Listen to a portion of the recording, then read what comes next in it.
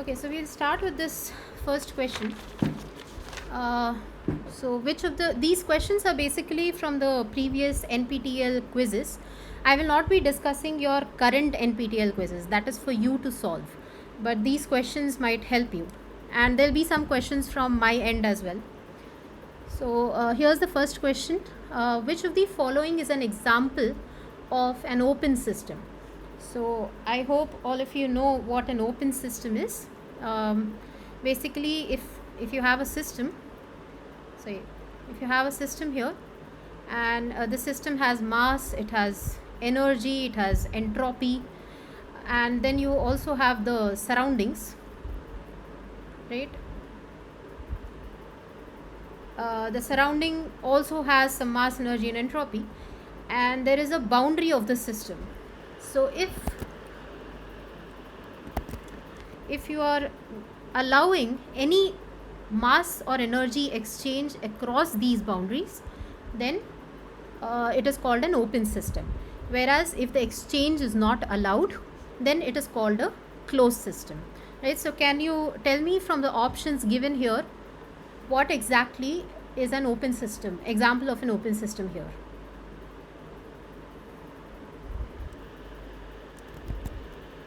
Okay, so one thing, yeah, gas turbine. So this is a live session for the reason that you should be answering and taking participation, answering my questions live. Okay, yeah, so gas turbine is the answer for this question. We'll move on to the next one. The measurement of a thermodynamic property known as temperature is based on which law? Okay, I'm going to try to fix this thing. Does anyone know how to allow admission automatically?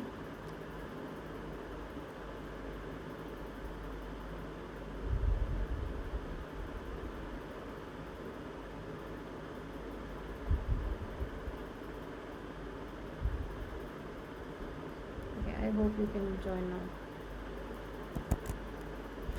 Alright, so does anyone know the answer to question 2? The measurement of a thermodynamic property called temperature is based on what? Zeroth law. Okay, can you also tell me what is the zeroth law exactly?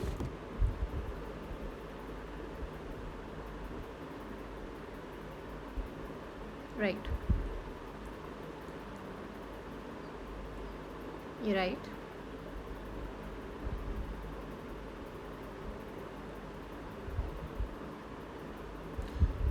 Right. Okay. So I hope that is clear to everyone. Basically, if I have three systems where A and B have the same temperature and A and C have the same temperature, then B and C will also have the same temperature. Now, how do you define temperature from this zeroth law? Because see, we are saying that A and B are at this having the same quantity called temperature. Basically, they are not going to share any heat. There is no heat that is going to flow between A and B. Similarly, if A and C are at the same temperature, there is no heat that is going to flow from A to C or C to A. Then we must understand that if B and C are brought into contact, they will also not have any heat flow between them. And this is defined by this quantity called temperature, right? Okay. So the next question is from the following, which is not an example of path function? So the options are work, specific enthalpy, heat, and kinetic energy. So first let us understand what are path functions, right? Path function is basically where let us say I have this graph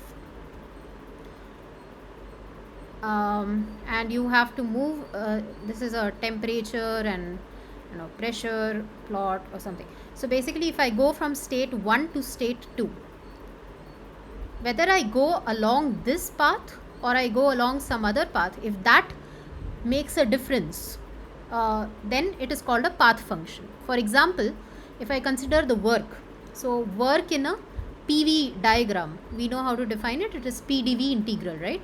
So if I was on a graph of P versus V and I had two states 1 and 2, and if I go along this straight line between them, then the work is the area under this curve, right? But instead, if I use some other path, which is say a curved path, now the work becomes more, right? So there's more work done along this path. So work is a path function. So now can you answer the question, which of these is not a path function? State function is basically where the path doesn't matter, right? Answers?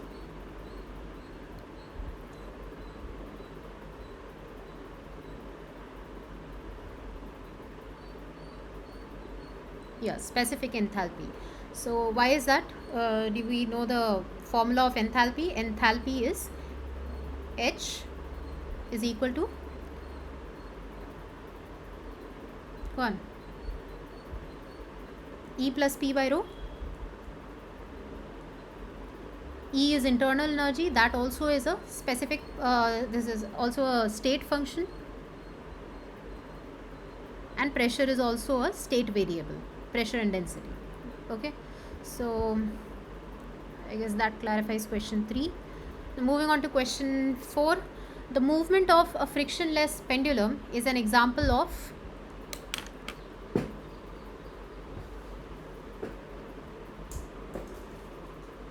so note the word frictionless over here. What is the answer? Come on.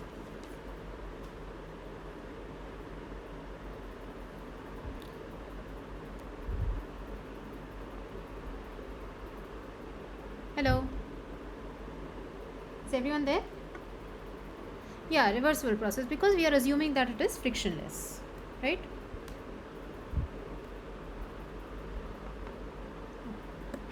Okay, so we'll move to the next question. Sorry. Yeah, which of the following is not a property of the system? So we know that pressure, temperature, enthalpy, these are state variables, or they are basically the properties. And heat is a path function, because what path you take or how the system changes from one state to the other, that defines how much heat is added or subtracted from the system. So heat is not a property of the system. Okay, so moving on to question 6. Now, which one of the following is an example of a positive displacement machine? Answers here. Do you know what is a positive displacement? Right, reciprocating pump. Can you explain what is a reciprocating pump?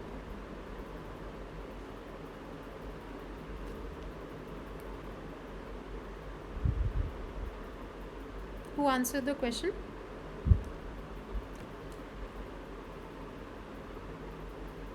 Hello.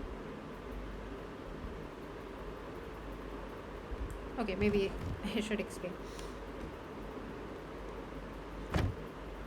Okay, so do we know what is a centrifugal pump? So for example, in a centrifugal pump, you will have inlet air which is coming in the axial direction, but the outlet will be in the radial direction.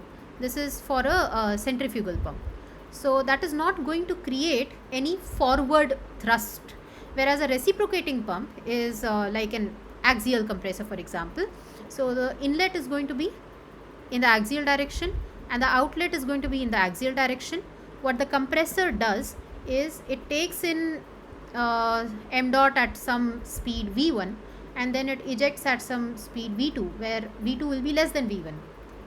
In the axial direction the velocity is maintained, but basically what they do is they send it through rotor and stator stages, right? And along these stages the relative velocity decreases in the rotor and the tangential velocity decreases in the stator. So what they are doing is, in every stage they are decreasing the kinetic energy and increasing the pressure energy. So in an essence, if I draw a compressor over here, and this is a compressor, there is P1 and P2, we can say that P2 is more than P1. So that is basically going to give a force in the forward direction, which is going to give us positive displacement of the machine. Okay, so the next question is on Brayton cycle. Are you guys aware what a Brayton cycle is? Right. Okay, so what is the answer here? Option 4, right? Okay, but that is when there is a closed Brayton cycle.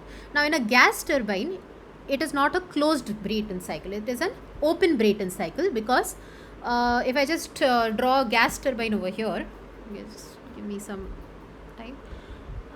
This is your gas turbine. So you have a diffuser, which is, you can see the area is basically increasing, so this acts like a diffuser. And then you have a compressor, which is connected by a shaft to a turbine. And then you have over here a combustion chamber. And then finally you have a nozzle. So in this, the air is coming in and it's just going out. So there is no flow of the air back to the diffuser, right? So the same, every time you are taking a new m dot, the m dot is not being recycled, so it will not be a closed Brayton cycle. So this is an important point. So before we move on to the next question, I think we'll just discuss these different diagrams. Now standard books will discuss the TS diagram and PV diagram, so I hope you guys can help me in plotting these diagrams, right? So if I just if I label across a compressor, so you have compression process from 1 to 2, okay, so that will be called compression.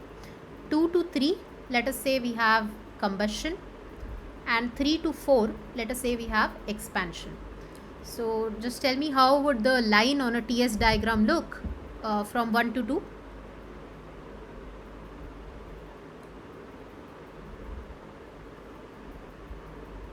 Yeah, entropy will be constant and the temperature should increase.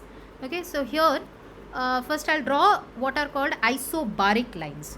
So the isobaric lines are like this. Okay, and the second isobaric line, don't ever draw it parallel, it should be diverging in this manner. Okay, so now if I draw 1 to 2 process, it's going to be a straight line with constant entropy and temperature is increasing. Someone wants to enter. Right, so continuing with this, next we have so this is 1 to 2 process. Okay, then next we have the combustion process, right? So how will it look on the TS diagram?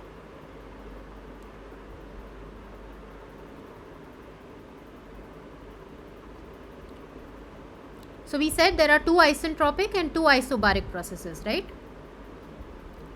So combustion is an isobaric process. So how would it look here? These dotted lines are isobaric lines, right? So 2 to 3 will be along this isobaric line. So it's going to look like this. Okay, it should be exactly on the line, I'm sorry. Okay, and then finally we have another isentropic process, which is the expansion. So this line can be written as P03 is equal to P02. Remember that we are assuming that the combustion is isentropic. So we are assuming that this stagnation pressure and the static pressure remains constant in the combustion chamber. And then when we allow the expansion, it is again going to be an isentropic line. So it will be a straight line like this, where the temperature is going to decrease from 3 to 4. Okay, so we'll go on to the PV diagram now. Again, go on, help me with this, please. 1 to 2, how is it going to look? How does a constant entropy line look on a PV diagram?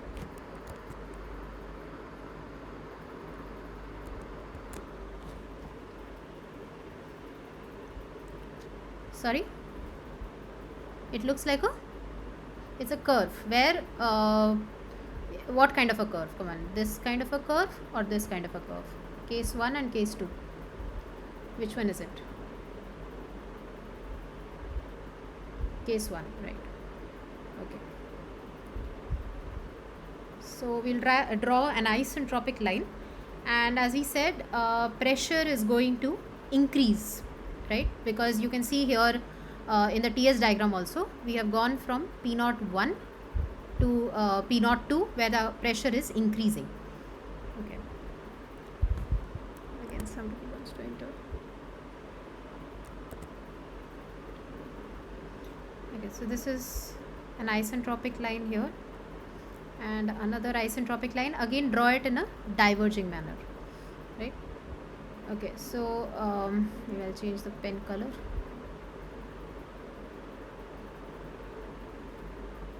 Okay, so from 1 to 2 is going to be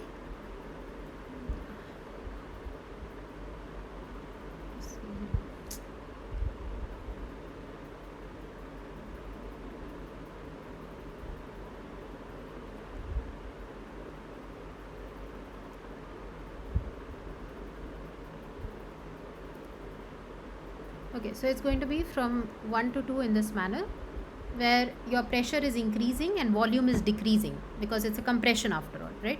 And then you have an isobaric process, so pressure is going to remain constant from 2 to 3.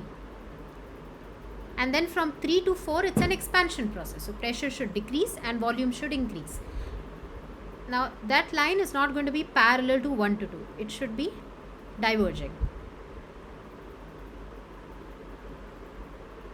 And then finally, your state 4 should come to the same value as state 1. Because if you remember, we are drawing an open cycle, but if Brayton cycle was a closed cycle, then 4 to 1 should also be an isobaric process. So that's how you'll draw it on the PV diagram. Okay, now a PS diagram. This is one of the simplest diagrams for Brayton cycle. So first we said it's an isentropic compression, right, where the pressure is increasing but the entropy remains constant. So that's 1 to 2.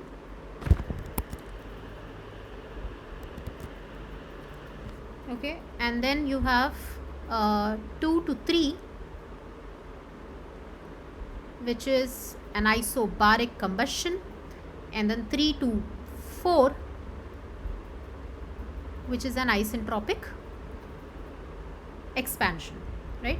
So now we'll do the VS diagram. Any help here? What happens in the VS diagram? One. The first process is isentropic.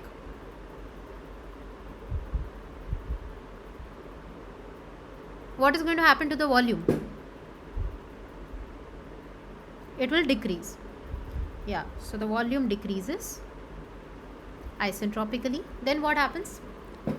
During combustion, the entropy is going to increase. What about the volume? So go back to the PV diagram.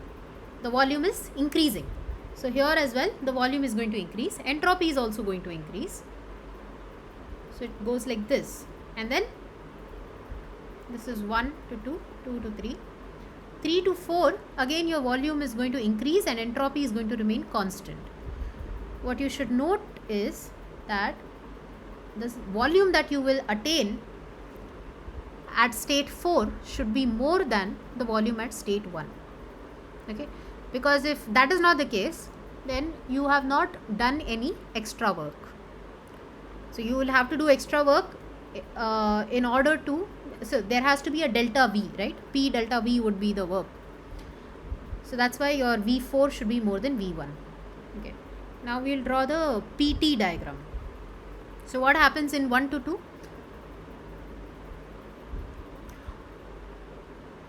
Why the volume at state 4 should be more than volume at state 1?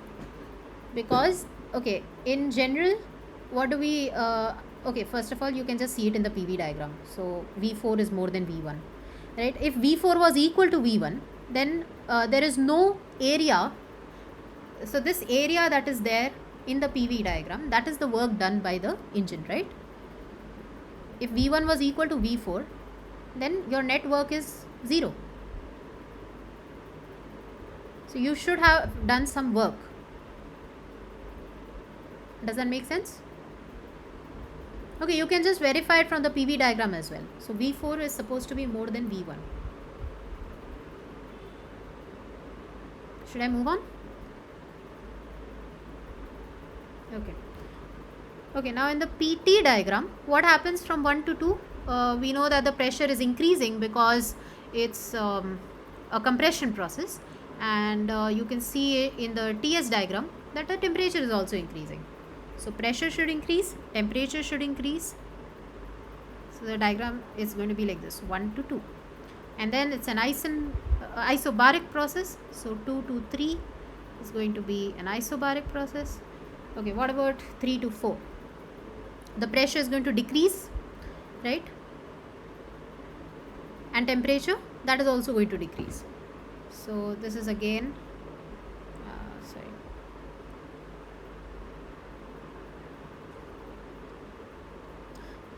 okay, now you have to be careful about how you draw these curves. So they shouldn't be parallel, always remember this. Okay, then the VT diagram. Okay, this is a little tricky, but if you take help from the previous diagrams, it becomes easy. So can anyone help me out here? 1 to 2, what will happen?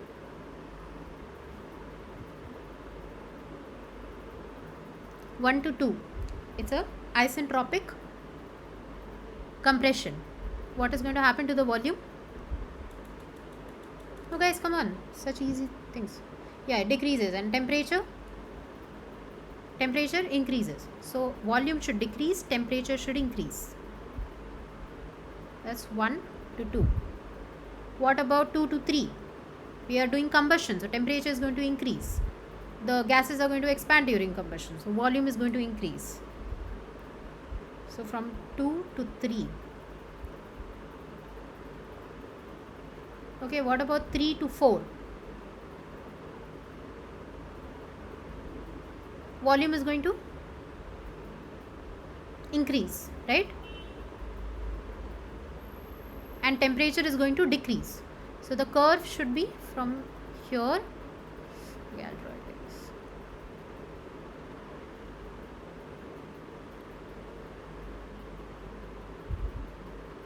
Again, note that V4 is more than V1 and T4 is more than T1. And that again you can verify over here, for example. If you go back to the TS diagram, on a isobaric line, if you are coming back to the same stagnation pressure after your entire Brayton cycle, you see that T4 is more than T1. So while drawing the VT diagram, ensure that this T1 value is lesser than this T4 value.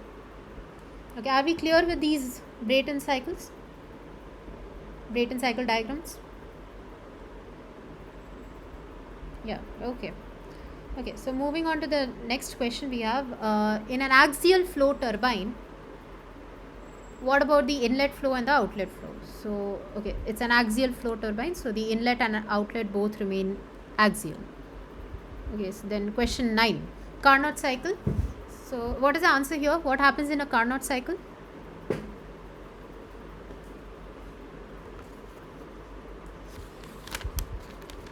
Answers, please.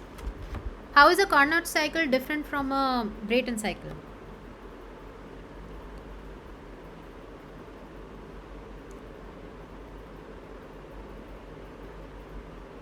No idea? So, where is a Carnot cycle used? It is used in piston cylinders. Okay, and Brayton cycle is used in a gas turbine engine, that is in aircraft. So in aircraft, we only carry the fuel, we don't carry the oxidizer, we take the oxidizer from the atmosphere. So that's why we have an isobaric combustion. But in a piston cycle, you do the combustion of the fuel in a constant volume. So it's an isochoric combustion process. So what happens in a Carnot cycle is that you do an isentropic compression. Okay, I'm sorry, it's not an isochoric, it's an isenthalpic. Yeah, that's, yeah, isothermal. Yeah, constant temperature. I'm really sorry. And then you have an isentropic expansion, and then finally an isothermal process back. Okay, so the piston cycle, I said that was wrong. I'm sorry. Piston cylinder. So are you aware what is the name of the engine, engine cycle used in piston cylinders?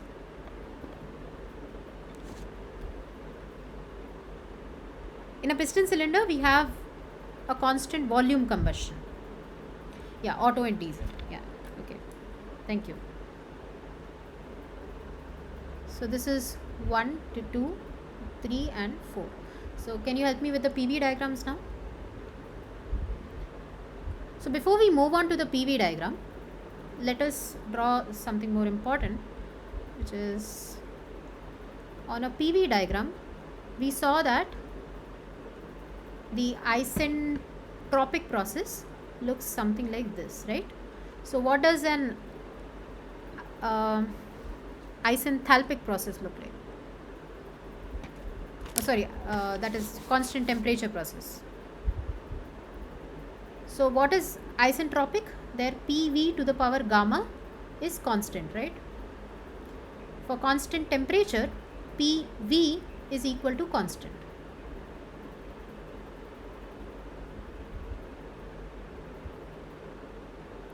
So how would you draw a PV equal to constant line? Would it be like this or would it be like this? What would it be? Case 1 or case 2? Answer? Basically, I'm asking you to compare PV equal to constant with PV to the power gamma equal to constant. So if you are drawing it on a PV diagram, which is going to have a higher slope?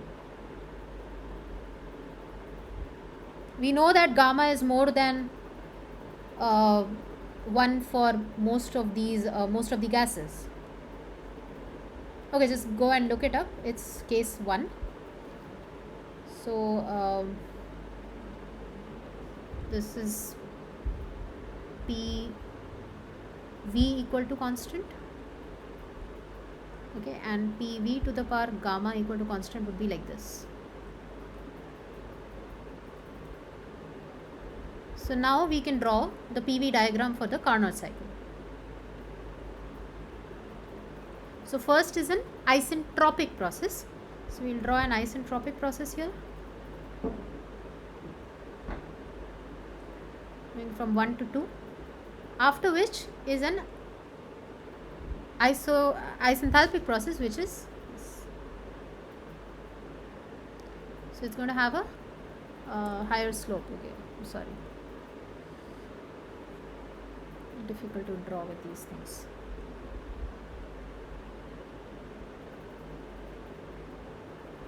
This is 2 to 3, and then 3 to 4 is again an isentropic process. So it's going to look like that.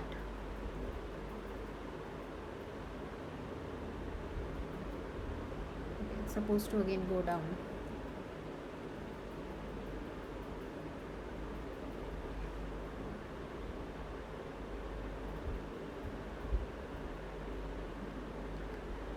I hope you have understood. Excuse my drawing here.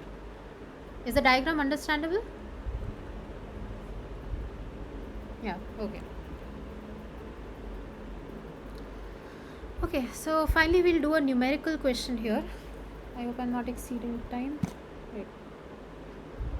Right, so this is the question you can see on the screen. Air at 550 kilopascal and 450 Kelvin enters an adiabatic nozzle having an inlet to exit area ratio of 3:1 with a velocity of 134 meter per second, and it leaves with a velocity of 430 meter per second.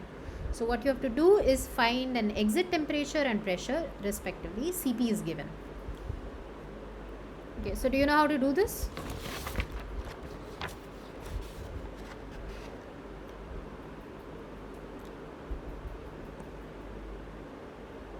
Any ideas? I'll keep the question on the screen.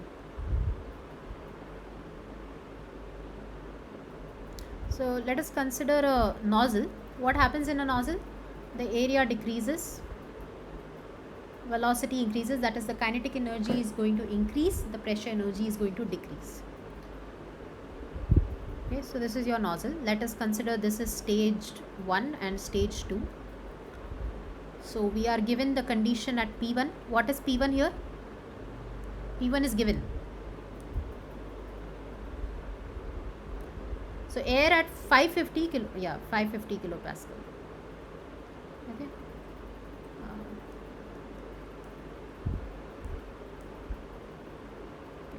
Yeah. And then what is T1?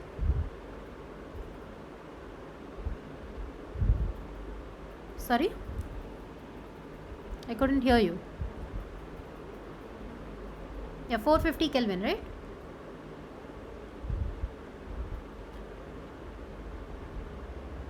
Okay, somebody is trying to.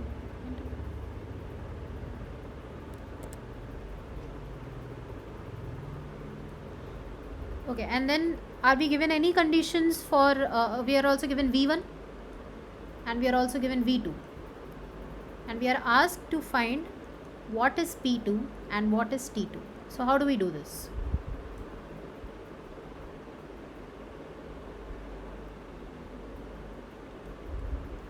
Come on guys, any idea how to solve this question?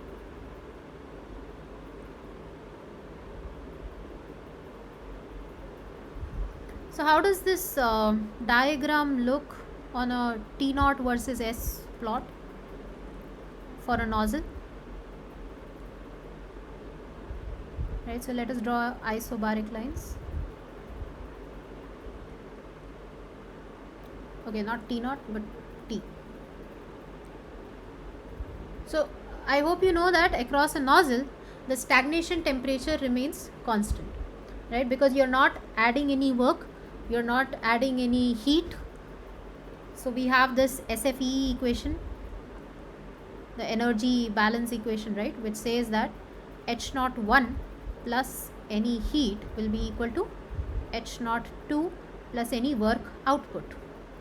So in a nozzle, heat is equal to, heat addition is 0, work output is 0.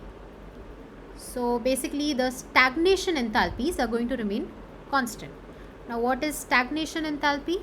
H0 is equal to H plus V square by 2.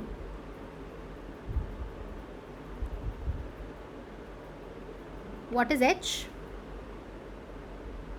Answer, what is H? Guys, answer, what is H? Oh, are you not aware of this energy equation?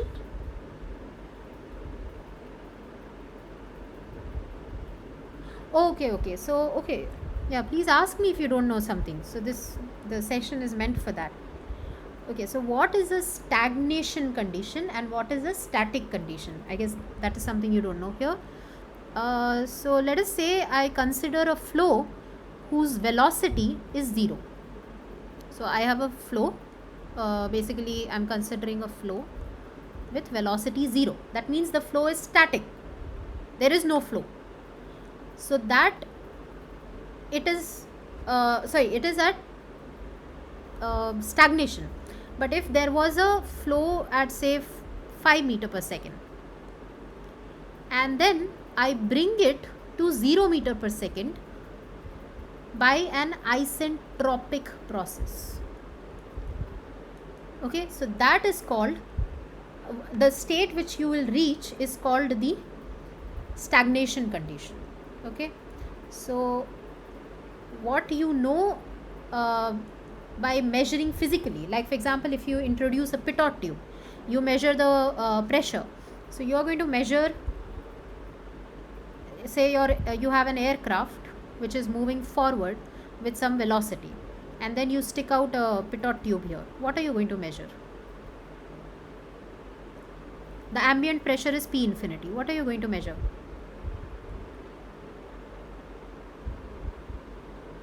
Come on, just even if you don't know, try and answer. You're moving forward, so the air is going to hit this pitot tube with some velocity, right? So you're going to measure P infinity plus half rho V square. Is that right? Yeah. So similarly, basically, when you have flow velocity, then these conditions which are given, like the temperature or the pressure, these are called static conditions. But when you bring the flow to a stop, like here, what the pitot tube is doing, it is bringing the flow to some stop. So in that way, if you bring this flow from velocity of 5 meter per second to 0 meter per second, following an isentropic process, that is very important, then what you would achieve would be a stagnation condition. And these stagnation conditions are used for reference. Okay. And the SFE equation, basically, I think the form that you would know would be, if you are not aware of stagnation conditions, then you would have written that H1 plus V1 square by 2 plus any heat addition is equal to H2 plus V2 square by 2 plus any work output. Is this right? Do you know this equation? Steady flow energy equation? Yeah. So here this H1 plus V1 square by 2 can be called H01. That's all. And H2 plus V2 square by 2 can be called H02. Okay. So now I am saying that in a nozzle, my heat addition is 0, work output is 0. So what happens?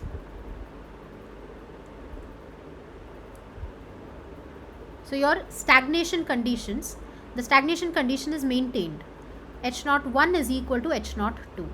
Or in other words, your H1 plus V1 square by 2 is equal to H2 plus V2 square by 2. Now we are given V1, we are given V2. H is equal to what? Enthalpy is CPT, right? So we are given also T1 and T2. Going back to the question, you can see we are given T1. Okay, we are not given T2. So we have to find T2.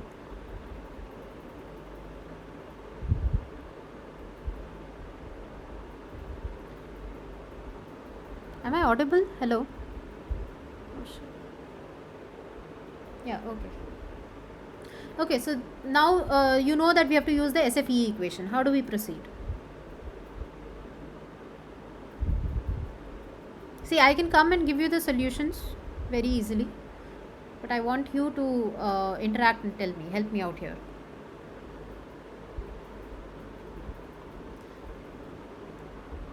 So you can just rearrange this equation, right? You can write CPT1 plus V1 square by 2 minus V2 square by 2 is equal to Cp T2.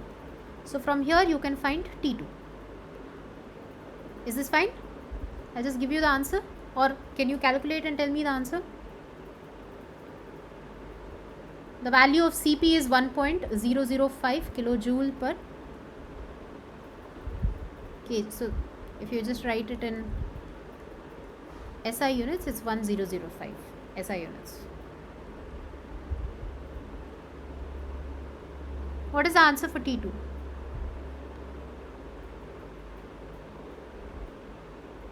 I hope you guys are calculating.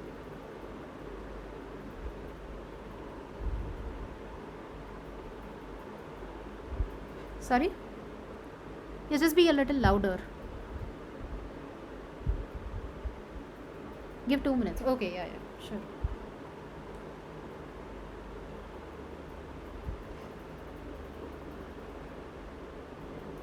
Maybe I should display the question for you guys. Right?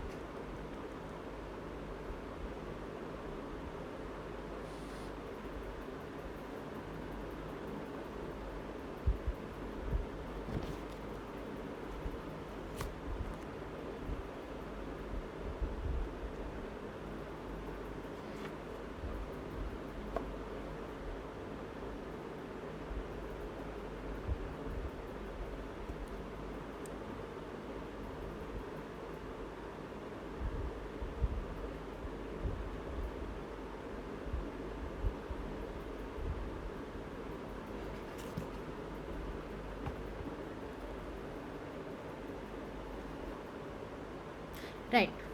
Okay, that's correct. It's 367 Kelvin.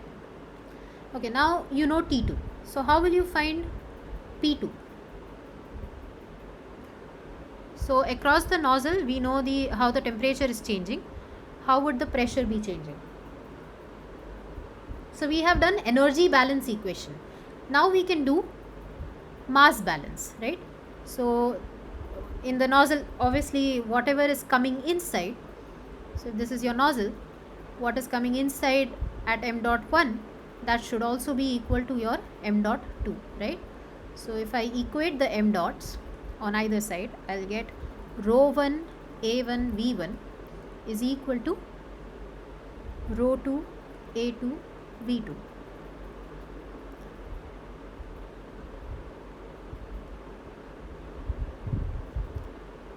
What is rho?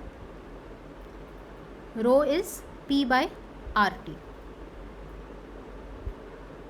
And we already know this temperature ratio, right? We know T1 by T2 because we have the values.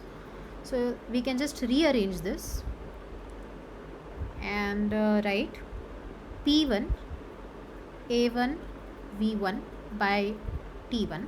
So R is going to get cancelled because it's a universal gas constant, and this is equal to P2 A2 V2 by T2. So we know V1, V2, T1, T2, and we know P1. Do we know A1 by A2? Do we know the area ratio?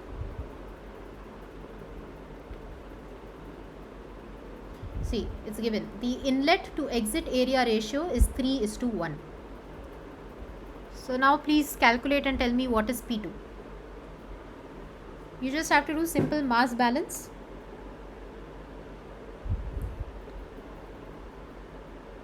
I'll wait for a minute.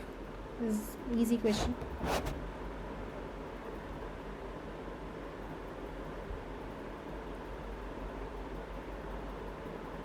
Okay, I mean from the options you can see that the answer is this.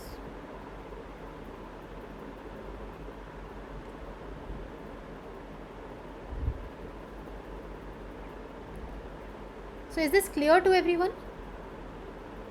How you are calculating T2 and P2 across a nozzle? Okay. Okay, so that are all the questions that I have for today. Do you have any specific question, any conceptual questions? Any concept is not clear? If I cannot clear it in the time we have now, I'll do it in the next time, in our next session.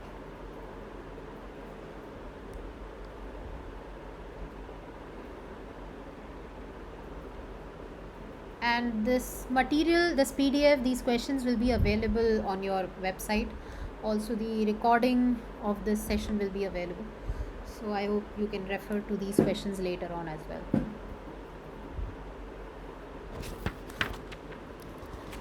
Okay, any questions? Yes.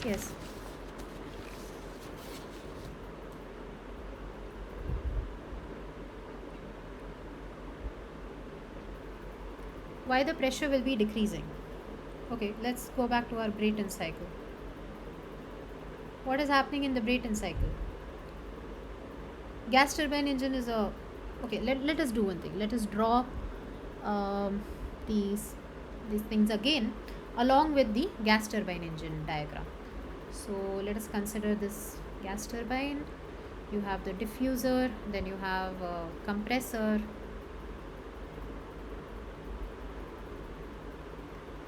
a shaft, and a turbine.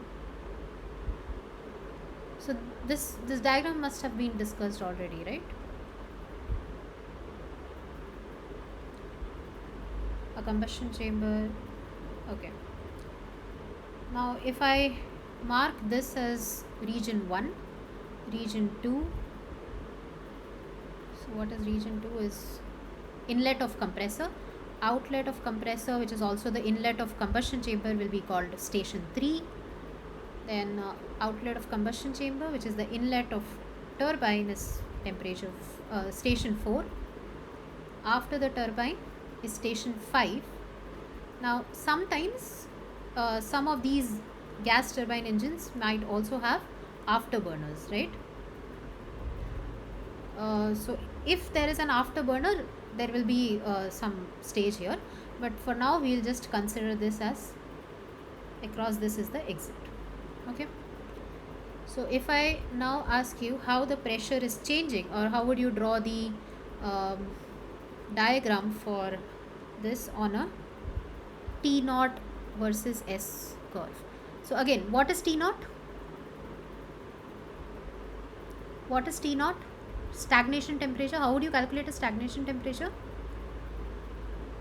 Have they discussed the T naught S diagram in the lectures?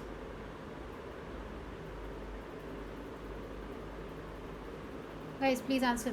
No? Okay, so let's do that.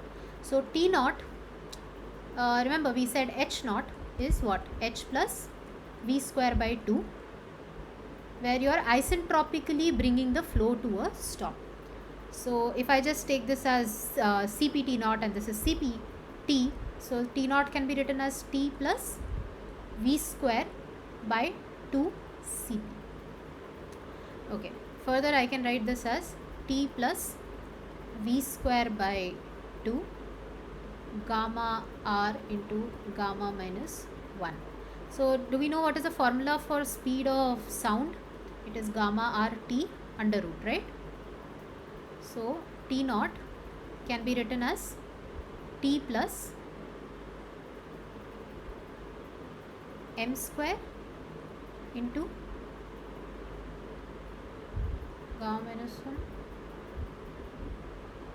by 2. Is this derivation clear? Yeah, okay.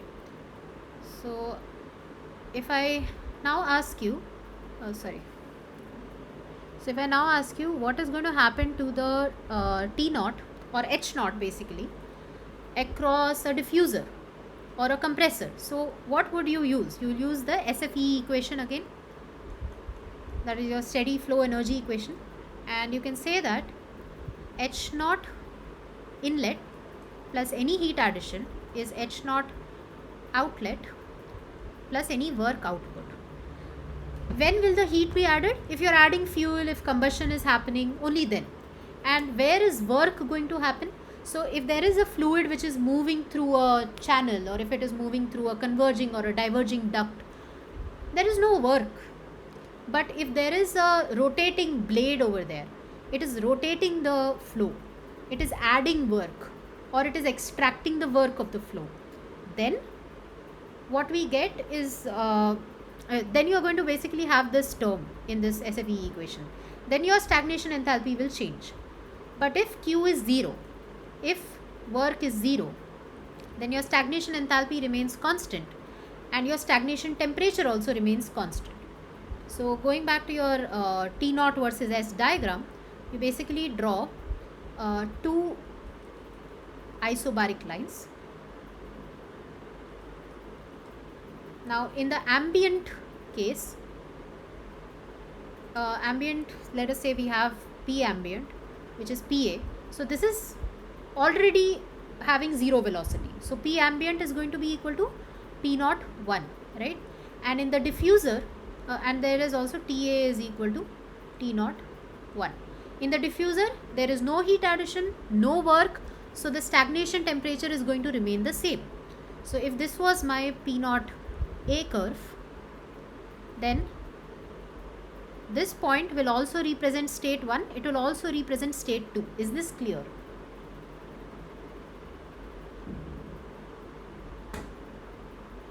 Is this clear, guys? The T naught doesn't change across a diffuser. You're not adding any heat, you're not doing any work. Any response? Yeah, understood? Okay. Now going from this state to the next state, what is going to happen? Compressor is going to add work, right? So this is condition 3, 1 or 2 to 3. Your stagnation pressure will increase, which is going to be P naught 3, and your stagnation temperature will increase. So going back to your SFE equation, there is no heat addition, this term is 0, but now there is some work input. So your stagnation temperature will increase. Is that clear? Work output is going to be negative. Work output is going to be work taken by the compressor is going to be negative work. So sorry, work output is positive and work in is negative. So basically H naught 2 plus some work input to the compressor is going to be equal to H naught 3. So T naught 3 should be more than T naught 2, right? So here you can see that you are going from this state 2 to 3, and then during combustion we assume that the stagnation pressure and the static pressure, they remain constant. Remember that this is a assumption. In reality, in a combustion chamber, stagnation pressure always decreases, but by assumption we say it is constant. So from 3 to 4, your stagnation pressure will remain constant, but 3 to 4 your temperature is going to increase, because now you are adding heat. Again, if there is heat addition, stagnation temperature is going to change. And then when you move from 4 to across the turbine, so what happens across the turbine? Turbine is going to extract work from this flow, the fluid which is coming. That is going to turn the turbine blades, which is going to produce shaft work. So work output is going to be now positive, and in that case your T naught 5 is going to be lesser than T naught 4. Stagnation temperature is going to decrease. Now what will happen in the case of a nozzle? There is no heat, no work. So T naught 5 should remain equal to T naught 6. And ideally your exhaust stagnation conditions should be equal to the ambient conditions. That is obvious, right? You are sending the exhaust into the atmosphere, right? So here there is PE. PE can be more, less or equal to PA. But the stagnation condition, P naught E, will be equal to P naught A. Okay. So what was the question? I'm sorry, I just lost the question here. You asked why P2 across a nozzle, why is the pressure decreasing? So what is happening across a pressure? The stagnation pressure remains same, but the static pressure, kinetic energy is increasing. Pressure energy is decreasing. So pressure is going to decrease. That was the straightforward answer, but I thought, okay, I'll just cover up this. Oh, why pressure energy is decreasing? Okay, so that's Brayton cycle. You are doing isentropic expansion. Okay, a nozzle. Okay, what is a nozzle? Nozzle is a converging duct in case of a subsonic flow. Okay, in case of a subsonic flow,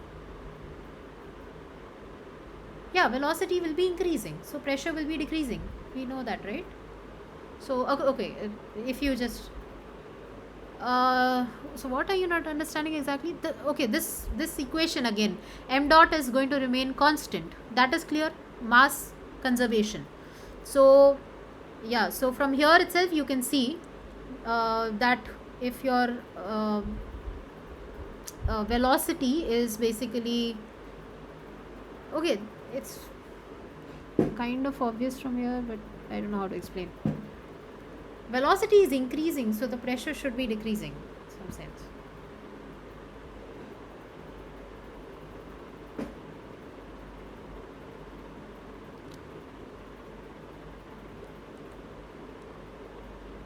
What is velocity and what is pressure in the nozzle? Okay, if you see Bernoulli's equation also, you have P plus half rho V square is constant, right? So what continuously I am saying is about this kinetic energy and this being the pressure energy. And if your kinetic energy is increasing, your pressure energy would be decreasing. Now, what exactly?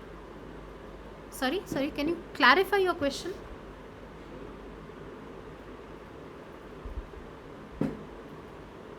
Hmm.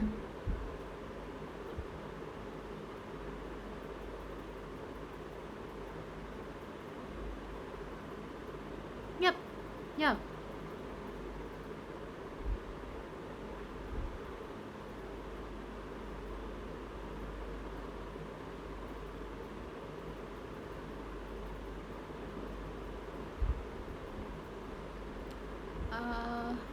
Real life example is an aircraft nozzle, but okay, what better can I give an example? Um, okay, so can you imagine this, that in a diffuser,